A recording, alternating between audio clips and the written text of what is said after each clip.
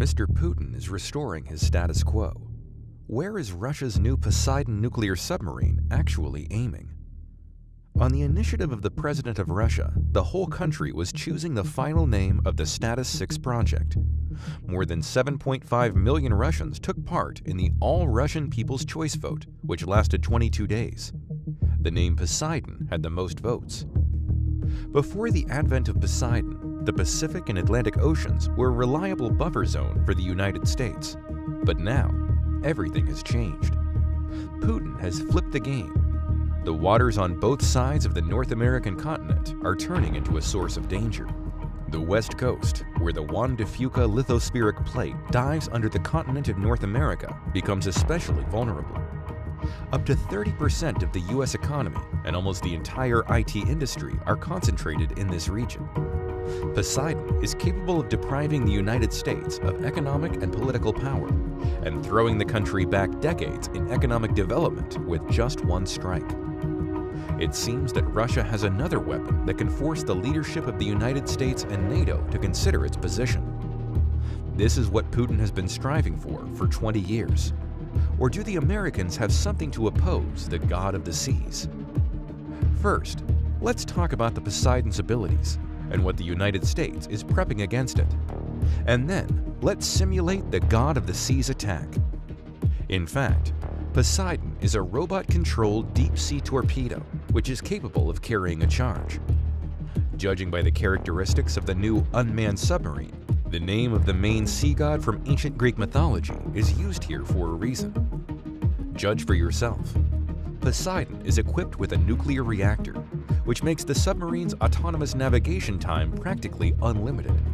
So Russian nuclear unmanned submarine is capable of carrying out combat duty for about an eternity. The nuclear power plant does not require refueling, and there are no personnel on board, which means the human factor is minimized. Imagine that there is not a single living soul left on the planet, but Poseidon continues to move through the deep ocean waters under a curtain of sea snow from dying plankton. And only Sleepy Melanocetus and other inhabitants of the sea underworld can keep the god of the seas and oceans company in its endless voyage.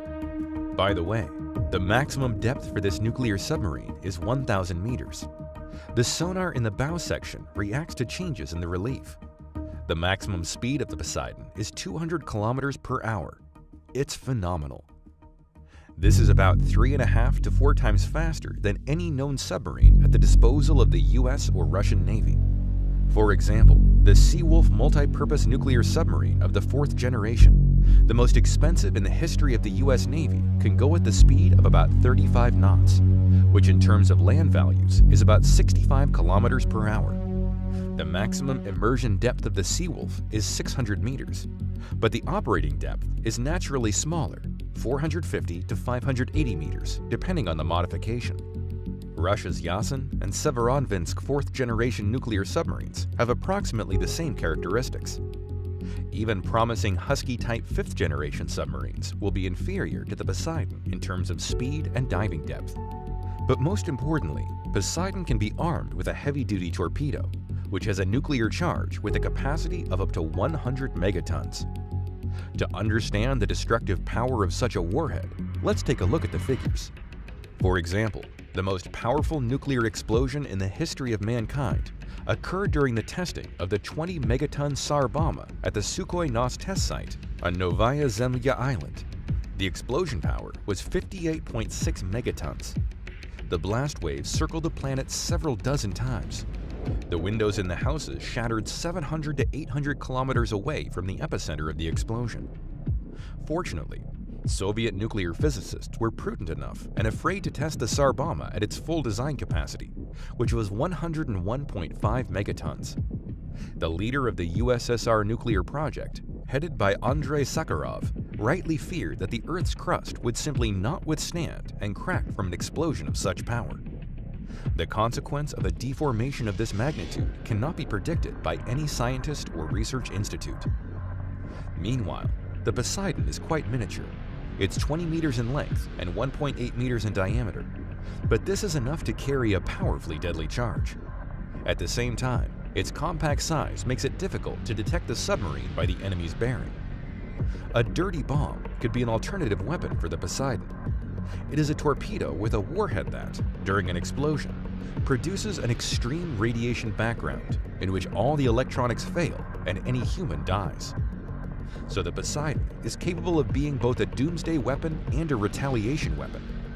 Today, not a single weapon in the world can resist this Russian submarine. The Status 6 project emerged as a response to the US missile defense, hence the name of the project is Status. Russia sought to restore its status following the Mutual Assured Destruction Doctrine. The meaning of the doctrine can be summarized in one phrase: the first one who uses the doomsday weapon will be destroyed by the retaliation weapon. This is not about the military command or the presidents. It's about the complete destruction of the aggressor country. Nuclear parity is the main and only way to keep the peace on the planet today. However, the American strategists perceive Status 6 as another attempt to create an inexpensive and effective tool against American aircraft carriers. In this area of arms, it is really impossible to keep up with the United States, neither economically nor technically. Therefore, strategic opponents of the United States are forced to be creative. At the initial stage of the project, Russian developers also assured that the Poseidon AUV would be able to resist the US aircraft carrier fleet. The combat mission was to get close to the grouping of enemy ships at a maximum depth of 1 kilometer and launch. One torpedo, with a 100 megaton charge, is enough to send dozens of escort warships to the bottom together with an aircraft-carrying cruiser, and this is the entire aircraft-carrying strike group with its personnel. However, in the process of creating and simulating combat missions for an underwater drone, new advantages of Poseidon appeared. The unmanned submarine can come up off the coast of any continent and attack the coast or naval bases of the enemy. In addition, Poseidon is capable of performing reconnaissance functions, as well as making diversionary maneuvers and participating in cover operations if it is required by a combat mission. Conducting reconnaissance missions is facilitated by a legal conflict. It turns out there are simply no legal obstacles to the use of Poseidon-type submarines in the territorial wars of another country in peacetime. After all, the uninhabited, unmanned Poseidon has no analogs in the world so far. This is not a bottom-based apparatus or a nuclear submarine. Poseidon, without weapons, can even be interpreted as a research vessel controlled by a robot. Excellent cover for reconnaissance. But so far, the Western military is skeptical of the Poseidon. First of all, the experts do not believe in the declared speed of the submarine. The tests planned for the autumn of 2020 were postponed to 2021, so there is no real data on the characteristics of the deep-sea drone. Second, the Poseidon's stealth is questionable. High speed implies a turbulent wake, which is highly visible to sonars. In addition, there is simply no room for an acoustic protection system on board, and in the sneak mode of up to 8 knots per hour, the main advantage of the Poseidon, speed, is lost. The advantage of the depth is also not the key. To detect the Russian underwater drone, the Americans should slightly modify their noise-finding systems, taking into account the abnormal depth. Finally, Poseidon cannot do without an uninhabited nuclear submarine, which serves as a carrier and a launch pad. So far, Russia has the only submarine capable of carrying Poseidon. It is the Belgorod 5th-generation nuclear submarine, which is about to be handed over to the Russian Navy. Actually, the main testing was postponed due to the delay with the Belgorod. It is not easy for such a colossus as the Belgorod nuclear submarine to hide in the ocean. The U.S. Navy's Anti-Submarine Warfare, ASW, operates from the seas adjacent to Russia, from the exit from the bases. Any movement or maneuver of the Russian nuclear submarine outside the home base is tracked and followed by the American submarines. It turns out that the Seawolf nuclear submarine settled in the Norwegian Tromsø at the end of summer 2020 for a reason: to be closer to the routes of Russian nuclear submarines. In addition, the American Project Hammerhead is in the final stage of implementation. We are talking about an underwater stationary uninhabited complex that includes anchoring, movement, detection, control, and communication modules. The main characteristics of the Hammerhead are an acoustic detection system and a homing 324mm Mk-54 torpedo. Hammerhead is capable of lying on the seabed at a depth of 900 meters and waiting for the right object for months. The target can be an enemy watercraft, including the nuclear submarine. The network of dozens of Hammerhead complexes along the main routes of submarine traffic can serve as reliable protection against Poseidon as well. If the Russian underwater drone is a super torpedo, then the American Hammerhead is a deep-sea supermine. At one time, the tactics of placing sea mines brought the U.S. victory over Japan. During World War II, the Allies sank 266 Japanese ships of various purposes. Not a single soldier died in this confrontation. This is a serious efficiency. The speed of the Mk-54 torpedo is twice as low as the declared speed of the Poseidon. However, if you don't chase the Russian underwater drone, but counter it on a collision course, then the project looks serious. The Hammerhead complexes will be endowed with the ability to exchange information. It is much easier to resist the Russian submarine together. To seed the seabed with Hammerhead complexes, the United States requires a special submarine. These include the new Orca submarine developed by the Boeing Corporation.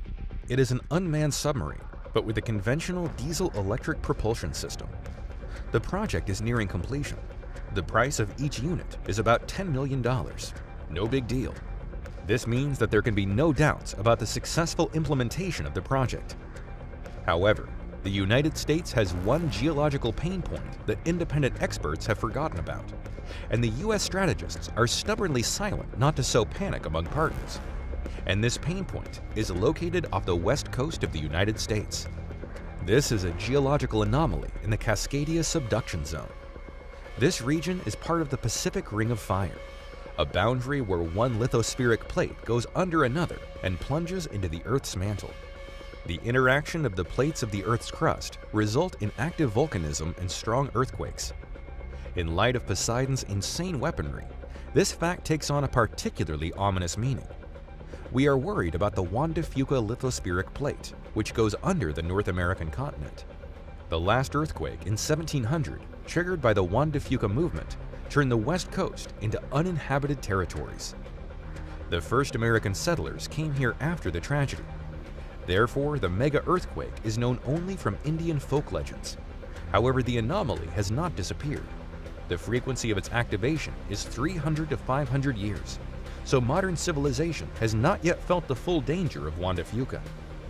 With the help of a thermonuclear explosion at a depth, it is possible to provoke the movement of lithospheric plates. It is known that under certain conditions, a thermonuclear explosion will provoke a tsunami up to 500 meters high. Russia has such calculations at its disposal. This is enough to practically destroy the entire infrastructure of the coast. If the Juan de Fuca lithospheric plate becomes the epicenter of a thermonuclear explosion, a catastrophic earthquake with a magnitude of over 12 points will occur in addition to a tsunami, and it can change the terrain far from the hypocenter. In this case, it is almost impossible to predict the consequences and simulate the likely destruction. Probably, the Americans are hoping for the clauses of Additional Protocol No. 1 to the Geneva Conventions of August 12, 1949, adopted on June 8, 1977. One of the points reads as follows: in the event of any armed conflict, the right of the parties to the conflict to choose method or means of warfare is not unlimited. The use of weapons, projectiles, substances, and methods of warfare capable of causing unnecessary damage or unnecessary suffering is prohibited. Another paragraph of this protocol prohibits impact on the natural environment. However, for some reason, there is confidence that in a critical situation, the opponents will ignore these arguments. Putin promises his citizens that if they die, they will go to heaven, and the enemy will be destroyed in any case. Those present greeted these words with applause. И мы как мученики попадем в рай, а они просто сдохнут.